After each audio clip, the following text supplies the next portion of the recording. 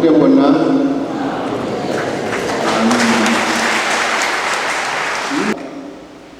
Twagala okwebaza ennyo okusooka okutukulembera mu kitambiro kya misa kino ekibadde ekyekitiibwa.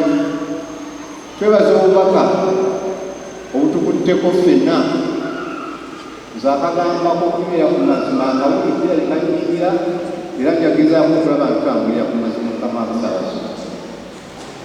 Twagala okwebaza olw'omulimu ne banno gwemutukozeemu ku nnaku zino okuteekateeka okutuuka ku lunaku lwayo watulwanidde.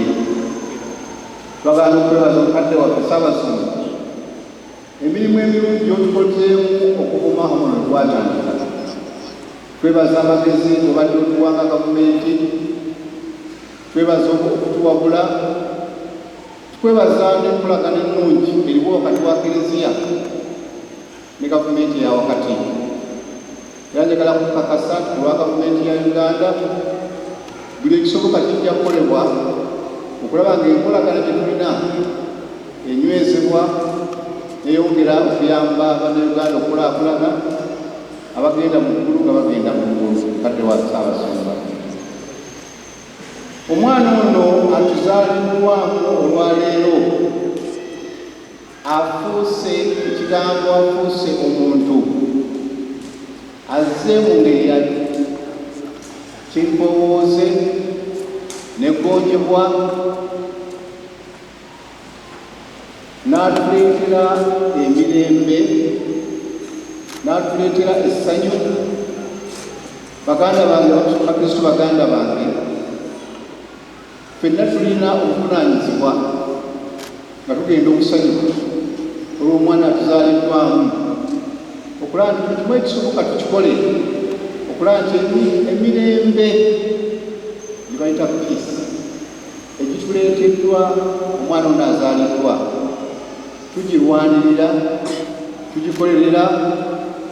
Manyi okutwala tugenda kwekulisa, tugenda mu masanyu.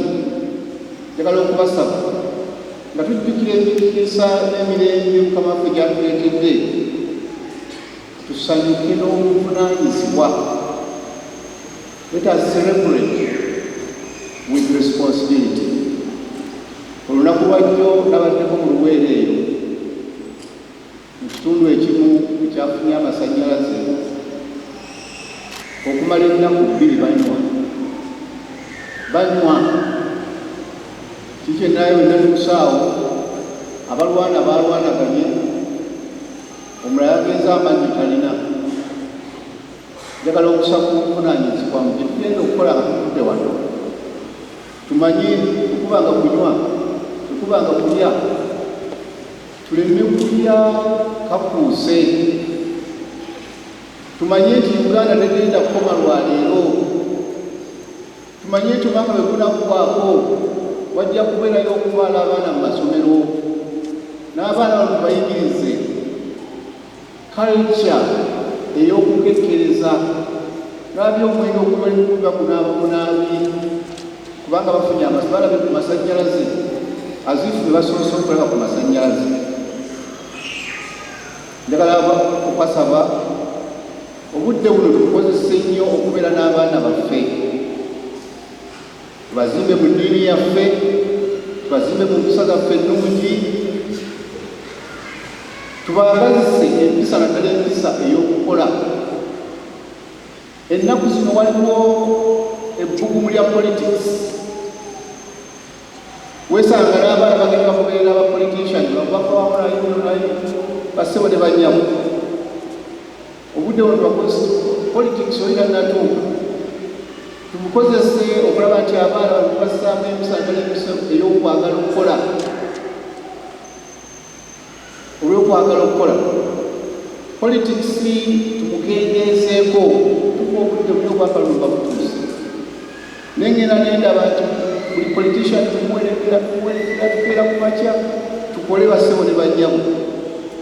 Olutalo lwa gavumenti luyatandika olw'okugoba obwavu, ate kati wetwetangira n'amaanyi amangi tulabe nga tukola nnyo.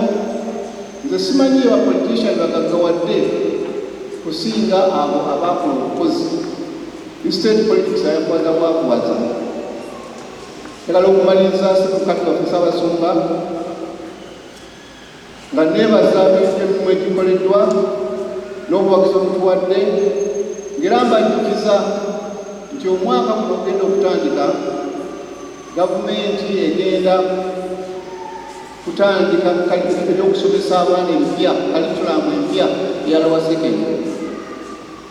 Ng'ekigendererwa mu kino tulaba nti abaana baffe webaviiramu bonna basobola okubaako kye beekolera, kituyambe okukendeeza ku bbula ly'emirimu.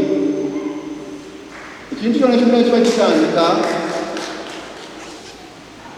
wabaawo bye tuyinza okuyita challenges oba ebuzibuzibu, naye bwe tunaabeera awamu, bwe n'okola n'olulimu olubimbi olwa gavumenti n'erimu olwayo,